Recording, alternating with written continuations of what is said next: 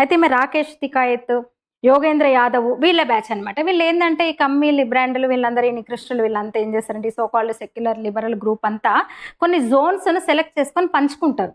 ఈ జోన్ నీది, ఈ జోన్ నీది, ఈ జోన్ నీది. దీంట్లో ఈ ఎట్లా అస్థిరపరచాలి, ప్రభుత్వాన్ని ఎట్లా ఇరుకునబెట్టాలి, దేశానికి వ్యతిరేకంగా వీటి ఆధారంగా ఎట్లా పనిచేయాలని వీళ్ళు ఒక్కొక్క దాన్ని పంచుకుంటారు. సబ్ జోన్స్ అనమాట.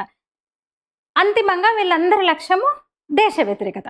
దేశంలో కల్లోలాలు రేపడం, ఏదో ఒకటి కులాల మతాల ప్రాంతాల ఏదో ఒక నార్త్ సౌత్ ఉంటుంది, దాంట్లో మతం వస్తుంది, కులాలు వస్తాయి, బీసీలు ఓసీలు వస్తుంది, మతం వస్తుంది, మైనార్టీలు మెజారిటీలు, హిందూ వ్యతిరేక, ఇలా వీళ్ళు కల్లోలాలు రేపడం వీళ్ళ మెయిన్ ముఖ్య ఎజెండా అనమాట. అయితే ఈమె రైతు ఉద్యమాలతో ఈమె పేరు ఎక్కువ వినిపించింది. అంటే కర్ణాటకలో ఆమె ఒక సంస్థ ఏదో పెట్టేసి రైతుల కోసము వ్యవసాయ రంగం మీద ఆమె కొంచెం ఏదో పని చేస్తుంది, ఏదో పరిశోధన చేసింది, పనులు చేస్తుంది. అయితే ఆమె 100కు పైగా దేశాలతో కూడిన ఆ ఒక సంస్థకు స్టీరింగ్ కమిటీ మెంబర్ అనమాట ఇప్పుడు.